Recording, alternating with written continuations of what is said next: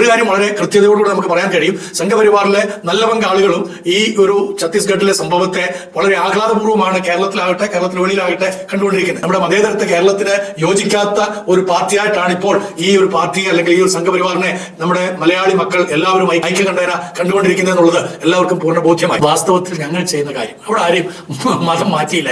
ഇവർക്ക് പരിവർത്തനം കൊടുക്കുന്ന ആളുകളോട് അവർ ചേർന്ന് നിൽക്കും.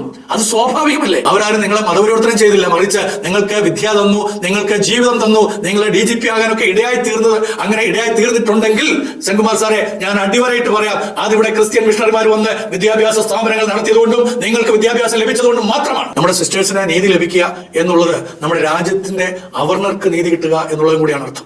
പാലായിൽ നിന്ന് ഒരു പ്രൊഫസർ സന്തോഷം എന്ന് പറയുന്ന ഒരു വ്യക്തി എന്നെ വിളിച്ചിട്ട് പൂരത്തേറി പറഞ്ഞു. ഞാനതിനു മുമ്പ് വിട്ട് ആ വീഡിയോ കേട്ടിട്ട് അത് പച്ചയ്ക്ക് എന്റെ കുടുംബത്തിലുള്ളവരൊക്കെ ചീത്ത വിളിച്ചു. അതൊക്കെ അദ്ദേഹത്തിന്റെ സംസ്കാരത്തിൽപ്പെട്ടൊരു കാര്യമാണ്. അദ്ദേഹം എന്നെ പോലുള്ള സാധാരണക്കാരായിട്ടുള്ള പട്ടക്കാരെ നിങ്ങൾ എന്തും ചെയ്യാൻ മടിക്കില്ലെന്നുള്ളതൊക്കെ ഞങ്ങൾക്കറിയാം. അതൊന്നും ഒരു സാരമുള്ള കേസല്ലെന്നേ. ഞാൻ കൊല്ലപ്പെട്ടാലും അല്ലെങ്കിൽ എന്നെ നിങ്ങൾ ഈ വിധത്തിലൊക്കെ പീഡിപ്പിച്ചാലും നീതി ലഭിക്കണം നമ്മുടെ രാജ്യത്തില്. സാധാരണക്കാർക്ക്, പാവപ്പെട്ടവർക്ക് ബഹുമാനപ്പെട്ട പ്രധാനമന്ത്രിജിയോടും അതോടൊപ്പം തന്നെ അമിത്ഷാജിയോടും കൂടെ ഒരു അഭ്യർത്ഥനയുണ്ട്. നിങ്ങൾ അറിഞ്ഞിട്ടില്ലെങ്കിൽ അറിയണം. ഏവർക്കും സ്നേഹവന്ദനം. നമുക്ക് നമ്മുടെ രാജ്യത്തിന് ഒരു ഭരണഘടനയുണ്ട്. ആ ഭരണഘടന നൽകുന്ന സ്വാതന്ത്ര്യം എന്ന് പറയുന്നത് ഈ രാജ്യത്ത് ജനിച്ചു വളർത്തപ്പെട്ടിരിക്കുന്ന ഈ രാജ്യത്തിലെ പൗരന്മാർക്ക് തുല്യ നീതിയും തുല്യ സ്വാതന്ത്ര്യവും അതേപോലെ തന്നെ സാഹോദര്യവും അതോടൊപ്പം തന്നെ നമ്മുടെ തുല്യതാബോധവുമാണ്. ആ 4 കാര്യങ്ങളെ അടിസ്ഥാനപ്പെടുത്തിക്കൊണ്ടാണ് നമ്മുടെ നിയമവ്യവസ്ഥകളെല്ലാം തന്നെ ഇതുവരെ ഫങ്ഷൻ ചെയ്തുകൊണ്ടിരിക്കുന്നത്. എന്നാൽ അതിന് വിഘാതമായിട്ടാണ് ഛത്തീസ്ഗഡിൽ നമ്മുടെ സിസ്റ്റേഴ്സിനെ അറസ്റ്റ് ചെയ്യുകയും വലിയ വകുപ്പുകൾ ചാർത്തിക്കൊണ്ട് ജാമ്യം കിട്ടാത്ത വിധത്തിൽ NIA കോടതിയിലേക്ക് പോകേണ്ടുന്ന രീതിയിലേക്ക് കാര്യങ്ങൾ കൊണ്ടെത്തിക്കുകയും ചെയ്തിരിക്കുന്നത്. അതിനെ ന്യായീകരിക്കാൻ അവിടുത്തെ സർക്കാരും അതിനെ ന്യായീകരിക്കാൻ ഇവിടുത്തെ സംഘപരിവാർ കുടുംബങ്ങളും വളരെയധികം ശ്രമിക്കുന്നു എന്നുള്ളത് ഈ 2-3 ദിവസം കൊണ്ട് നമ്മളെല്ലാവരും കൃത്യമായി മനസ്സിലാക്കിയതാണ്. പ്രിയപ്പെട്ട ശ്രീ രാജീവ് ചന്ദ്രശേഖർജി എത്രമാത്രം അതിനെ പാസിഫൈസ് ചെയ്യാൻ ശ്രമിച്ചാലും, കാരണം അദ്ദേഹം വാസ്തവത്തിൽ ഒരു പൂർണ്ണ മലയാളിയാണോ എന്ന് നമുക്ക് പറയാൻ കഴിയുകയില്ല. ദീർഘവർഷങ്ങൾ അദ്ദേഹം കേരളത്തിന് വെളിയിലായിരുന്നു. മാത്രമല്ല ഇവിടുത്തെ കൾച്ചർ അറിഞ്ഞുകൂടാ, ഇവിടുത്തെ പാരമ്പര്യങ്ങളൊന്നും തന്നെ അദ്ദേഹത്തിന് കൃത്യമായിട്ട് അറിഞ്ഞുകൂടാ. ശരിയായിട്ട് മലയാളം സംസാരിക്കാനും അദ്ദേഹത്തിന് ബുദ്ധിമുട്ടുകളുണ്ട്. അപ്പോൾ അദ്ദേഹം ഒരു നല്ല ബിസിനസ്സുകാരനും കൂടെ ആയതുകൊണ്ട് ബിസിനസ്സിൻ്റെ ഭാഷ്യത്തിലും ബിസിനസ്സിൻ്റെ ഇടപാടുകളും കാര്യങ്ങളൊക്കെ ചെയ്യുന്നുണ്ടെങ്കിലും ഈ പാർട്ടിയിൽ അദ്ദേഹം either he is a big shot or he is too small for this community. ആ ഒരു രീതിയിലേക്ക് കൊണ്ടെത്തിച്ചിരിക്കുകയാണ് ഇപ്പോൾ സംഘപരിവാർ കുടുംബം അദ്ദേഹത്തെ. അപ്പോൾ ഇതിനകത്ത് പ്രതിസ്ഥാനത്ത് ഇപ്പോൾ നിൽക്കുന്നത് ശ്രീ രാജീവ് ചന്ദ്രശേഖർജിയായിട്ടാണ്. RSSും അതേപോലെ തന്നെ ബജരംഗ് ദളിൻ്റെ ആളുകളും VHPയും അതേപോലെ ഹിന്ദു ഐക്യവേദിയും ഒക്കെ അദ്ദേഹത്തെ കണ്ടുകൊണ്ടിരിക്കുന്നത്. ഇന്ന് നടന്നിട്ടുള്ള പ്രസ്താവനകളിലൊക്കെ ശ്രീ രാജീവ് ചന്ദ്രശേഖർജിയെ ഒറ്റപ്പെടുത്തുന്ന നിരവധി പ്രസ്താവനകൾ പല മേഖലകളിൽ നിന്ന് വരികയും അത് വാർത്താ മാധ്യമങ്ങളിലൂടെ ഒക്കെ നമ്മൾ കേൾക്കുകയും അറിയുകയൊക്കെ ചെയ്തിട്ടുണ്ട്. അപ്പോൾ ഒരു കാര്യം വളരെ കൃത്യതയോടുകൂടി നമുക്ക് പറയാൻ കഴിയും. സംഘപരിവാറിലെ നല്ല പങ്ക് ആളുകളും ഛത്തീസ്ഗഡിലെ സംഭവത്തെ വളരെ ആഹ്ലാദപൂർവ്വമാണ് കേരളത്തിലാകട്ടെ കേരളത്തിന് വെളിയിലാകട്ടെ കണ്ടുകൊണ്ടിരിക്കുന്നത്. എന്നാൽ അതിനകത്ത് മനം നൊന്തിരിക്കുന്നത് ഈ ക്രൈസ്തവ സമൂഹത്തെ എങ്ങനെയെങ്കിലും ചേർത്ത് പിടിക്കണമെന്ന് വിചാരിക്കുന്ന, അതോടൊപ്പം തന്നെ ക്രൈസ്തവ സമൂഹത്തിൽ നിന്ന് സംഘപരിവാറിലേക്ക് ചേർന്നിരിക്കുന്ന ചില അംഗങ്ങൾക്ക് മാത്രമാണ്. അതൊക്കെ വിരലിലെണ്ണാവുന്ന ആളുകളേ ഉള്ളൂ. അവരാണ് പലപ്പോഴും മാധ്യമങ്ങളിലൂടെയൊക്കെ ഗർജിക്കാറുള്ളത്. പക്ഷേ ആ ഗർജനമൊക്കെ ഇന്ന് അസ്തമിച്ചിരിക്കുകയാണ്. അവർക്ക് മറുപടികൾ പറയാൻ കഴിയാത്ത വിധത്തിൽ വളരെയധികം അവരുടെ ശബ്ദം താണു പോയിരിക്കുന്നു. കാരണം അവർക്ക് മനസ്സിലായി തങ്ങൾ നിൽക്കുന്നതായിട്ടുള്ള ഈ ഗ്രൗണ്ട് ഈ കേരളത്തിന് പറ്റുന്നതായിട്ടുള്ള ഒരു പരിപേക്ഷതയിലല്ല അവരെത്തിച്ചേർന്നിരിക്കുന്നതെന്ന്. ഏതായാലും ഒരു കാര്യം വളരെ വാസ്തവമാണ്.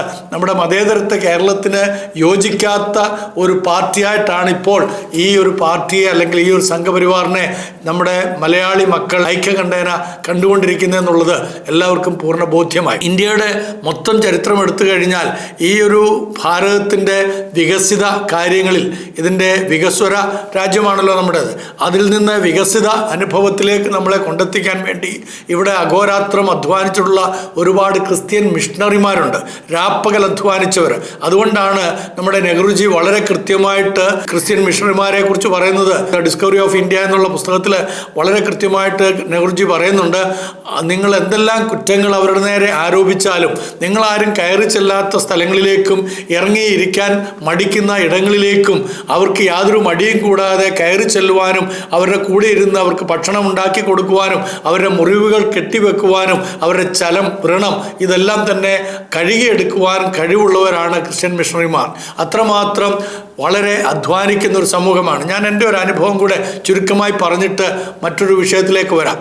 ഞാൻ പഠിച്ചുകൊണ്ടിരിക്കുന്ന സമയത്ത് ചെന്നൈയിൽ ഞങ്ങളുടെ സെമിനാരിയിൽ ഉന്നത വിദ്യാഭ്യാസത്തിന് വേണ്ടി പഠിക്കുന്ന സമയത്ത് ഞങ്ങൾക്ക് ഈ വീക്കെൻഡ് മിനിസ്ട്രി എന്ന് പറഞ്ഞിട്ടൊരു പരിപാടിയുണ്ട്. അതെന്താണെന്ന് വെച്ച് കഴിഞ്ഞാൽ സ്കാവഞ്ചേഴ്സിൻ്റെ ഇടയിൽ തോട്ടികൾ എന്നൊക്കെ നമ്മളിവിടെയൊക്കെ വിളിക്കും. അതായത് കോർപ്പറേഷനിലും മറ്റുമൊക്കെ ജോലി ചെയ്യുന്ന അവർക്ക് യാതൊരു വൃത്തിയുമില്ല. മാത്രമല്ല കോർപ്പറേഷനിൽ നിന്നൊക്കെ എടുക്കുന്ന വേസ്റ്റുകളെല്ലാം കൊണ്ടുവന്ന് ഒരു സ്ഥലത്ത് അവർ കൂട്ടിയിടും. എന്നിട്ട് അവിടെ പന്നിയെ വളർത്തി അവിടെ ഇങ്ങനെ ജീവിക്കുകയാണ്. വസ്ത്രം ധരിക്കാൻ സാധ്യതകളൊന്നുമില്ല.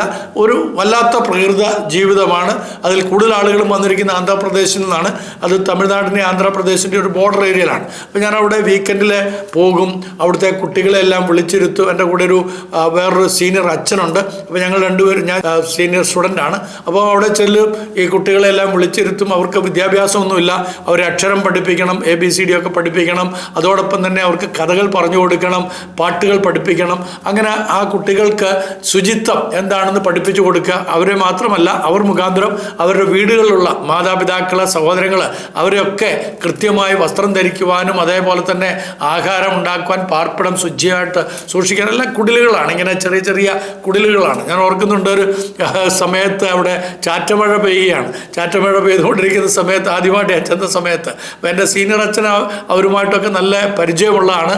അദ്ദേഹത്തിന് മലയാളവും തമിഴും തെലുങ്ക് ഈ ഭാഷകളൊക്കെ നന്നായിട്ടറിയാം. അപ്പോൾ അച്ഛനാണ് എന്നെ അവിടെ കുട്ടി കൊണ്ടുപോയി പരിചയപ്പെടുത്തുന്നത്. അപ്പോൾ ഈ കുട്ടികൾക്കൊക്കെ വലിയ കൗതുകമായി. എല്ലാം നമ്മൾ നാടൻ ഭാഷ പറഞ്ഞ ഉടുക്കാക്കുട്ടികളായിട്ട് ഇങ്ങനെ നടക്കുന്ന കുട്ടികളാണ്. ചെറിയ കുട്ടികളാണ്, 6, 7, 8 വയസ്സൊക്കെയുള്ള കുട്ടികളൊക്കെയാണ്, ആൺകുട്ടികളും പെൺകുട്ടികളൊക്കെ. അപ്പോൾ അവരെല്ലാം വിളിച്ചു കൂട്ടി ഞാൻ ഒരു കഥയൊക്കെ പറയാൻ തുടങ്ങി. അദ്ദേഹം അവരെ പാട്ടൊക്കെ പഠിപ്പിച്ച്, ഗിത്താറൊക്കെ അടിച്ച് പാട്ടൊക്കെ പഠിപ്പിച്ചു. കോമൺ ആയിട്ടുള്ള കഥകളാണ്. ആനയുടെയും കുറുക്കൻ്റെയും കഥയൊക്കെ നമ്മൾ പറഞ്ഞിങ്ങനെ ആ കുട്ടികളെ നമ്മുടെ അടുക്കലേക്ക് ആകർഷിക്കാനും, മാത്രമല്ല അവർക്ക് വസ്ത്രം ധരിക്കേണ്ടതിൻ്റെ ആവശ്യകത. അവിടെ ഇങ്ങനെ മാംസം കെട്ടി നുറുക്കി ഇങ്ങനെ തൂക്കിയിട്ടിട്ടുണ്ട്. ഉണക്കാൻ വേണ്ടിയിട്ടാണ്. ഇങ്ങനെ നീണ്ട നിരയിൽ ഇങ്ങനെ കിടക്കുകയാണ്. അപ്പോൾ മണികണ്ഠനീച്ച, ഈ കുട്ടികളൊക്കെ അപ്പിയിടും. ആ അപ്പിയിൽ നിന്ന് മണികണ്ഠനീച്ച വന്നിട്ട് ഇതിലിങ്ങനെ പറ്റിപ്പിടിച്ചിരിക്കും ഈ ഇറച്ചിയാൽ. അത് കഴിഞ്ഞിട്ട് ഞാൻ ഈ കഥകളൊക്കെ പറഞ്ഞു കഴിഞ്ഞപ്പോൾ അവിടെ ക്രിസ്തീയ വിശ്വാസത്തിലേക്ക് വന്ന ഒരു കുടുംബമുണ്ട്. ആ കുടുംബത്തിൻ്റെ ആതിഥേയത്തെ ഞങ്ങൾക്ക് നൽകി. അവരെ ചായയും അതോടൊപ്പം തന്നെ ഒരല്പം തണുത്ത ചോറ്, അത് അവർക്ക് ഏറ്റവും പ്രിയമുള്ളവരെ, ഏറ്റവും ബഹുമാനിക്കുന്ന ആളുകളെ ഈ പാത്രമാണ് നമുക്ക് പ്ലേറ്റായിട്ട് തരുന്നത്. അതിലേക്ക് കൈകൊണ്ട് ഇങ്ങനെ കോരിയിട്ട് തരും. ഏറ്റവും ബഹുമാനിക്കുന്ന ആളുകൾക്ക് അവരങ്ങനെ കൊടുക്കുകയുള്ളൂ. അപ്പോൾ ഇത് നല്ല കുഴഞ്ഞിരിക്കുന്ന ചോറും നല്ല തണുത്ത കാറ്റും ഈ ചാറ്റൽ മഴയും അതോടൊപ്പം തന്നെ ഈ മണികണ്ഠനീച്ചയുടെ ശബ്ദവും, കുട്ടികളുടെ അപ്പിയിട്ടിരിക്കുന്നത്, അവിടെ മുഴുവനും ഈ സ്കാവഞ്ചേഴ്സിനെ ഞാൻ പറഞ്ഞല്ലോ, തോട്ടികൾ, അവർ കൊണ്ടിട്ടിരിക്കുന്ന വേസ്റ്റ്, പന്നികളുടെ മുക്ര, ഇതെല്ലാം അവിടെ ഉണ്ട്. അപ്പോൾ അതിൻ്റെ മധ്യത്തിലാണ് ഞാനിരിക്കുന്നത്. അപ്പോൾ എനിക്കിത് കണ്ട സമയം മുതൽ തന്നെ ഇവിടെ ഇങ്ങനെ ഛർദ്ദിക്കാനായിട്ടുള്ള ഒരു ത്വരയാണുള്ളത്. പക്ഷേ എൻ്റെ സീനിയർ അച്ഛൻ എന്നോട് പറഞ്ഞു, ഇവിടെ താങ്കൾ ജയിച്ചില്ലെങ്കിൽ താങ്കൾക്കിനിയും പഠനം മുന്നോട്ട് കൊണ്ടുപോകാൻ കഴിയുകയില്ല. അപ്പോൾ എനിക്ക് പഠിക്കുകയും വേണം, മാത്രമല്ല ഇവരോടുള്ള വലിയൊരു സ്നേഹം, അകമഴിഞ്ഞൊരു സ്നേഹം. എന്തുകൊണ്ടാണെന്ന് വെച്ച് കഴിഞ്ഞാൽ ഈ ഒന്നും അറിയാത്ത, ഇടങ്കയും വലങ്കയും തിരിച്ചറിയാത്ത ഒരു പറ്റം കുട്ടികൾ, അതേപോലെ പ്രായമുള്ളവർ, അവർ ഈ കോണകം ഉടുത്തിട്ടാണ് ഈ കാര്യങ്ങളൊക്കെ ചെയ്യുന്നത്. താറല്ല, കോണകം, വെറും ഒരു ഇന്ത്യൻ ടൈ എന്നൊക്കെ നമ്മൾ വിളിക്കുന്നത് ആ സാധനം. അപ്പോൾ സ്ത്രീകളാണെങ്കിൽ ചുമ്മാ ഒരു കച്ചയെടുത്ത് ഇങ്ങനെ മേൽക്കൂടെ ചുറ്റിയിരിക്കുകയാണ്. പ്രായമുള്ള അമ്മച്ചി കൈകൊണ്ട് ഇത് വാരിത്തന്നു. അപ്പോൾ കുട്ടി അവിടെ ഇരുന്ന് അപ്പിയിട്ടതിന് ശേഷം ഈ അമ്മച്ചി തന്നെയാണ് പോയി ഒരു പാത്രത്തിലെ വെള്ളം കൊണ്ടുപോയി കഴിയിച്ച് കൊണ്ടുവന്നത്. ആ കൈയൊന്നും അത്ര ശുദ്ധമല്ലെന്നുള്ളത് എനിക്ക് അത് കണ്ടപ്പോൾ തന്നെ അറിയാം. അപ്പോൾ എനിക്കാകെ വൊമിറ്റിംഗ് ടെംപ്റ്റേഷനായി, ഭയങ്കര അസ്വസ്ഥത, വേർക്കാൻ തുടങ്ങി, മാനസികമായിട്ട് ഞാൻ ഒരുപാട് പ്രയാസപ്പെട്ടു. പക്ഷേ എൻ്റെ സീനിയർ അച്ഛൻ യാതൊരു ഭാവഭേദവും കൂടാതെ ആ കീറ്റപ്പായൽ എന്നോടൊപ്പം തന്നെ ഇരുന്നുകൊണ്ട് അദ്ദേഹത്തിന് കൊടുത്തായിട്ടുള്ള പാത്രത്തിൽ നിന്ന് പ്രാർത്ഥനയ്ക്ക് ശേഷം അത് കഴിച്ചു. ഞാൻ അത് തൊടാൻ പോലും എനിക്ക് പറ്റാത്തൊരു വൊമിറ്റിംഗ് ടെൻഡൻസി ഉണ്ടാകുകയും ഞാൻ വെളിയിലേക്ക് ഓടിപ്പോയി വൊമിറ്റ് ചെയ്യുകയൊക്കെ ചെയ്തു. അതിനുശേഷം പിന്നീട് അവർക്ക് മനസ്സിലായപ്പം അച്ഛൻ പറഞ്ഞു കൊടുത്തു, നിങ്ങളുടെ വൃത്തിഹീനത കൊണ്ടാണ് ഇദ്ദേഹം കേരളത്തിൽ നിന്ന് വന്ന ആളാണ്, അവരുടെ നാട്ടിലൊക്കെ നല്ല വൃത്തിയുണ്ട്, ശുചിത്വമുണ്ട്, അപ്പോൾ നിങ്ങൾ നല്ല വൃത്തിയോടും ശുചിത്വത്തോടും കൂടെ അതേപോലെ പ്ലേറ്റിനകത്ത് ചോറ് വിളമ്പുമ്പം തവി കൊണ്ട് വിളമ്പണം എന്നൊക്കെ അതിനെ വെച്ചുകൊണ്ട് അദ്ദേഹം അവർക്ക് ക്ലാസ് എടുത്തപ്പോൾ ഒത്തിരി ആളുകൾ വന്നിരുന്നു. ഞാൻ വൊമിറ്റ് ചെയ്യുന്ന കണ്ടപ്പോഴത്തേക്ക് അവരൊക്കെ വന്നു, അന്വേഷിച്ചു, കാര്യങ്ങളൊക്കെ ചോദിച്ചു. അപ്പോൾ അത് മുഖാന്തരം പിന്നീട് ഞാൻ അവിടെ ഏകദേശം 1 വർഷത്തോളം വർക്ക് ചെയ്യാനായിട്ടുള്ള അവസരം കിട്ടി.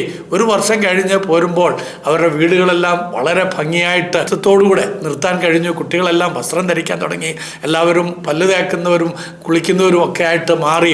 പുരുഷന്മാരാണെങ്കിൽ നല്ല വസ്ത്രം ധരിക്കാൻ തുടങ്ങി, സ്ത്രീകളും സാരിയും ബ്ലൗസും ഒക്കെ ധരിക്കാൻ തക്കോണം ഇടയായിത്തീർന്നു. വലിയൊരു പുരോഗതി 1 വർഷത്തിനുള്ളിൽ ഉണ്ടാക്കി. ഇതാണ് വാസ്തവത്തിൽ ഞങ്ങൾ ചെയ്യുന്ന കാര്യം. അവിടെ ആരെയും മതം മാറ്റിയില്ല ഞങ്ങൾ. അവരുടെ ജീവിതത്തിൽ പരിവർത്തനം ഉണ്ടായി. പരിവർത്തനം ഉണ്ടാകുമ്പോൾ സ്വാഭാവികമായിട്ട് ഇവർക്ക് പരിവർത്തനം കൊടുക്കുന്ന ആളുകളോട് അവർ ചേർന്ന് നിൽക്കും. അത് സ്വാഭാവികമല്ലേ? എന്താ നിങ്ങൾ ഈ മതപരിവർത്തനം എന്ന് പറയുന്നത് കൊണ്ട് ഉദ്ദേശിക്കുന്നത്? ഇവിടെ ഏത് മതമാണ് ആർക്ക് സ്വീകരിക്കാൻ കഴിയുന്നത്? ഇവിടെ നമുക്കറിയാവുന്ന പോലെ അവർണരും സവർണറുമായിരുന്നപ്പോൾ സവർണർ മാത്രമേ ഹൈന്ദവരായിട്ടുണ്ടായിരുന്നുള്ളൂ. അത് നിങ്ങൾ മനസ്സിലാക്കണം. 1932 പൂന പാക്റ്റിന് ശേഷമാണ് നമ്മുടെ ഗാന്ധിജി ഹങ്കർ സ്ട്രൈക്കിൽ ഇരുന്നതിന് ശേഷം നിരാഹാര സത്യാഗ്രഹം, ഞാൻ മരണം വരെയും സത്യാഗ്രഹം ചെയ്യും, ഈ അവർണരെ കൂടെ ഹിന്ദുക്കളാക്കി തീർക്കണം എന്ന് പറഞ്ഞ് വളരെയധികം വാശി പിടിച്ചു. നമുക്കറിയാം ചരിത്രമൊക്കെ, ഞാനത് പറയുന്നില്ല, അല്ലെങ്കിൽ പിന്നീടൊരു സമയത്ത് വിശദമായിട്ട് പറയാം. അന്ന് ഡോക്ടർ അംബേദ്കർജി പറഞ്ഞു, ബാപ്പുജി മരിക്കാൻ പോകുന്നു എന്ന് പറഞ്ഞു കഴിഞ്ഞപ്പോഴൊന്നും മൈൻഡ് ചെയ്തില്ല. അവസാനമാണ് അദ്ദേഹം അത് സമ്മതിച്ചു കൊടുക്കുന്നത്. BR അംബേദ്കർ നോക്കണം. കാരണം അദ്ദേഹത്തിന് അറിയാം, അവർണർ എന്ന് പറയുന്നവർക്ക് എഴുത്തും വായനയും അറിഞ്ഞുകൂടാ. അവർ വളരെ നിരക്ഷര കുട്ടികളാണ്. മാത്രമല്ല അവർ സമൂഹത്തിൽ മാർജിനലൈസ് ചെയ്യപ്പെട്ടിരിക്കുന്നവരാണ്. അവർക്ക് ഒരിക്കലും പുരോഗതിയിലേക്ക് വരാൻ കഴിയുകയില്ല. അവരെ ഒരിക്കലും മനുഷ്യരായിട്ട് ഈ സവർണർ അംഗീകരിക്കുകയില്ല എന്നുള്ള അറിയാം. നമ്മുടെ കേരളത്തിൻ്റെ ചരിത്രം ഞാൻ പറയുന്നുണ്ട്. ബഹുമാനപ്പെട്ട സെൻകുമാർ സാർ അടക്കം ഉള്ളവർ അതൊന്ന് കേൾക്കണം എന്നും കൂടെ ഞാൻ പറയാം. അതുപോലെ TG മോഹൻദാസ് സാറും. നിങ്ങൾക്ക് കുറച്ചൊക്കെ ചരിത്രം അറിയാമായിരിക്കും, പക്ഷേ നിങ്ങൾ അറിയാത്ത ഒരുപാട് ചരിത്രങ്ങളുണ്ട്. നിങ്ങളെ ഇന്ന് നിങ്ങളാക്കി തീർത്തിരിക്കുന്ന ചില ചരിത്രം, അതിനുവേണ്ടി കഷ്ടപ്പെട്ട കുറേ ക്രിസ്ത്യൻ മിഷണറിമാർ, അത് അവരാരും നിങ്ങളെ മതപരിവർത്തനം ചെയ്തില്ല, മറിച്ച് നിങ്ങൾക്ക് വിദ്യ തന്നു, നിങ്ങൾക്ക് ജീവിതം തന്നു, നിങ്ങളെ DGP ആകാനൊക്കെ ഇടയായി തീർന്നത്.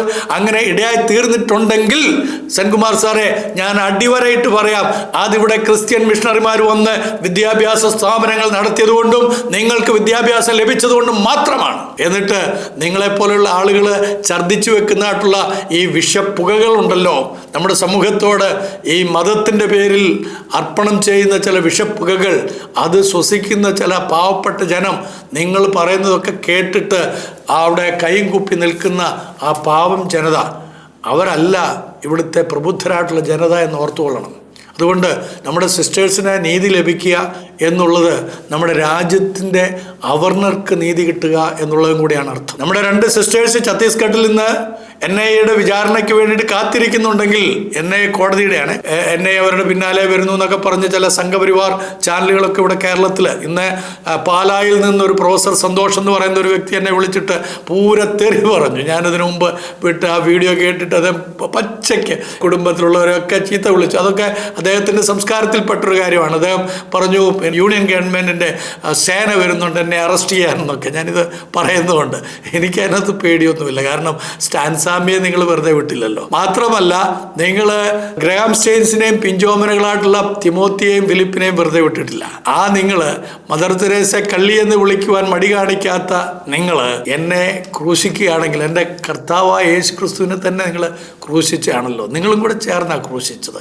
അപ്പം ആ കർത്താവിനേക്കാളൊന്നും ശ്രേഷ്ഠത നമുക്ക് ആർക്കും ഇല്ലല്ലോ. അല്ലെങ്കിൽ സ്റ്റാൻസാമിയെ പോലൊന്നും നമ്മൾ ശ്രേഷ്ഠരല്ലല്ലോ. അല്ലെങ്കിൽ മദർ തെരേസയെ പോലെ ചിന്തിക്കാൻ പോലും കഴിയില്ലല്ലോ.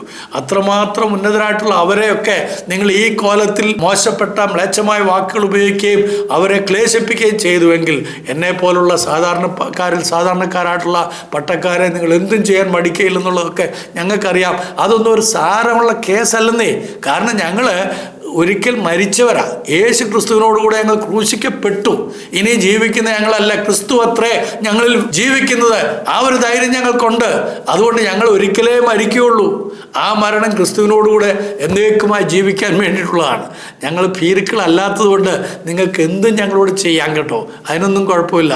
പ്രിയപ്പെട്ട പ്രൊഫസർ സന്തോഷേ, താങ്കൾക്ക് താങ്കളുടെ അധികാരികളോട് പറഞ്ഞ് എന്നെ അറസ്റ്റ് ചെയ്യിക്കുകയോ ഞാൻ ഈ കാര്യങ്ങൾ പറയുന്നതൊക്കെ വായടപ്പിക്കുകയോ ഒക്കെ ചെയ്യാം, അതൊന്നും സാരമില്ല. അതൊക്കെ നമ്മുടെ രാജ്യത്തുള്ള, പക്ഷേ അതിനകത്തൊരു നീതിബോധം ഉണ്ടാകണമെന്ന് മാത്രമേ ഉള്ളൂ. ഞാൻ കൊല്ലപ്പെട്ടാലും അല്ലെങ്കിൽ എന്നെ നിങ്ങൾ ഈ വിധത്തിലൊക്കെ പീഡിപ്പിച്ചാലും നീതി ലഭിക്കണം നമ്മുടെ രാജ്യത്തിൽ.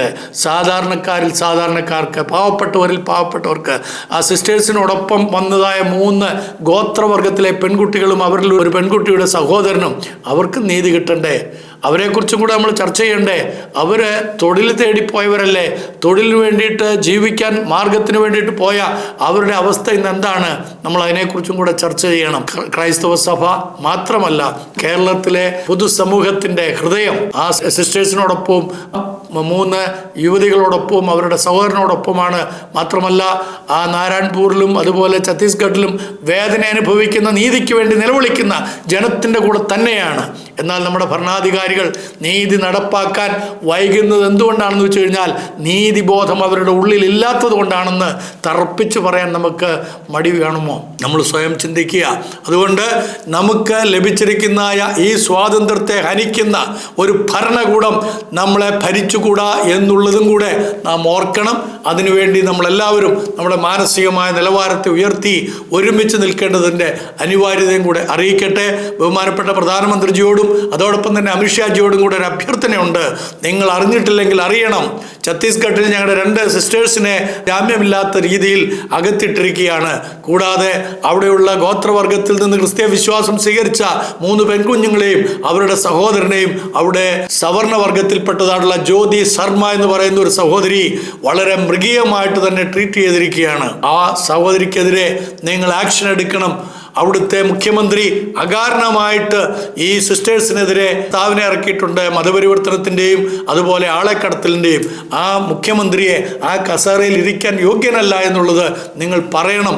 ഇത്രയും കാര്യം കൂടെ നിങ്ങളോട് പറഞ്ഞിട്ട് നിർത്തുന്നു. നിങ്ങൾക്ക് ഈ കാര്യങ്ങൾ ബോധ്യമായെങ്കിൽ തീർച്ചയായിട്ടും ഇതൊന്ന് സബ്സ്ക്രൈബ് ചെയ്യുക. ഇതുവരെയെങ്കിൽ സബ്സ്ക്രൈബ് ചെയ്തിട്ടില്ലെങ്കിൽ അതോടൊപ്പം ഇത് നിങ്ങളുടെ സ്നേഹിതൻ പ്രിയപ്പെട്ടവർക്കൊക്കെ ഇതൊന്ന് അയച്ചു കൊടുക്കണം. എൻ്റെ സഹോദരങ്ങളായിട്ടുള്ള സംഘി കുടുംബത്തിൽപ്പെട്ടിരിക്കുന്ന ക്രൈസ്തവ വിഭാഗത്തിൽ നിന്നും അതേപോലെ തന്നെ സംഘപരിവാർ കുടുംബത്തിൽ നിന്നും പെട്ടു നിൽക്കുന്ന സഹോദരങ്ങളെ, നിങ്ങൾ അടുത്ത എൻ്റെ വീഡിയോ കൂടെ കേൾക്കണമേ എന്ന് അഭ്യർത്ഥിച്ചുകൊണ്ട് ഇപ്പോൾ നിർത്തുന്നു. നന്ദി, നമസ്കാരം.